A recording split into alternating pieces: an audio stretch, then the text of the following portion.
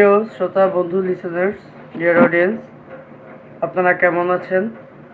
আশা করি ভালো, সুস্থ আছেন, সুন্দর আছেন।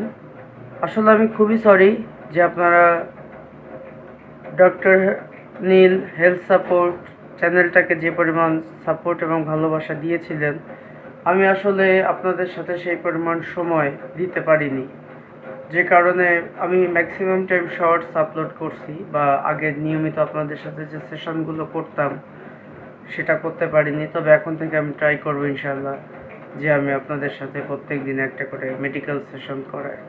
তো আজকে আমরা যে বিষয়ে কথা বলবো খুবই রাইট পিকের একটা কথা, যে এখনকার মানুষ ক্যান্সারে যে পরিমাণ আক্রান্ত হচ্ছে এবং ক্যান্সারের কিন্তু সেইভাবে কোনো প্রতিষেধক এখনও আবিষ্কৃত হয়নি। তবে কিছু দেশে ট্রায়াল চলছে এবং কিছু ট্রায়াল কিন্তু সফলতার মুখও দেখেছে। একটি আশার কথা আপনাদেরকে জানিয়ে রাখি।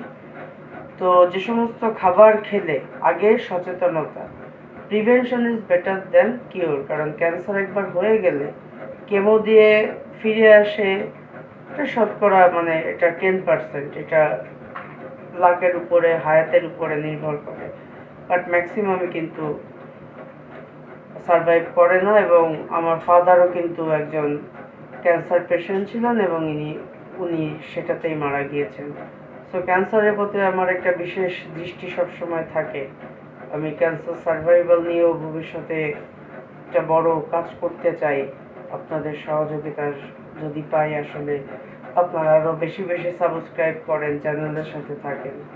তো আজকে যে বিষয়টি, যে খাবারগুলো আমরা মোটেই খাবো না, সেটা হচ্ছে বাজার থেকে কিনে আনা বয়েল ব্রয়লার মুরগি, তারপরে হচ্ছে প্রক্রিয়াজাতকরণ যে কোনো ফুড হতে পারে, সেটা চিপস হতে পারে, সেটা জাঙ্ক ফুড, তারপরে যে সাদা আটাটা বাজারে পাওয়া যায়, তারপরে সোডা বেশি খাদ্য যেমন কোলা টাইপের খাবার, তারপরে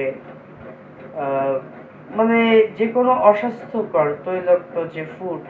আমাদের ফুড হ্যাবিটটা কিন্তু আমাদের প্রথমে যে লিভারে কিন্তু ইফেক্ট করে, এবং এই লিভার এফেক্ট থেকেই কিন্তু এটা প্রোস্টেট বলেন, কোলন বলেন, তারপরে আমাদের যে ডাইজেশন সিস্টেম, এইখান থেকেই কিন্তু এই রোগটার প্রাথমিক সূত্রপাতটা হয়। আর ধূমপাই যে বিষয়টা, যে ধূমপানের সাথে, তবে ধূমপাই এবং প্রত্যক্ষ বা পরোক্ষ দুই ধরনের ধূমপাইরাই কিন্তু এই ইসের ভিতরে আছে, ঝুঁকির ভিতরে। তো সেক্ষেত্রে তবে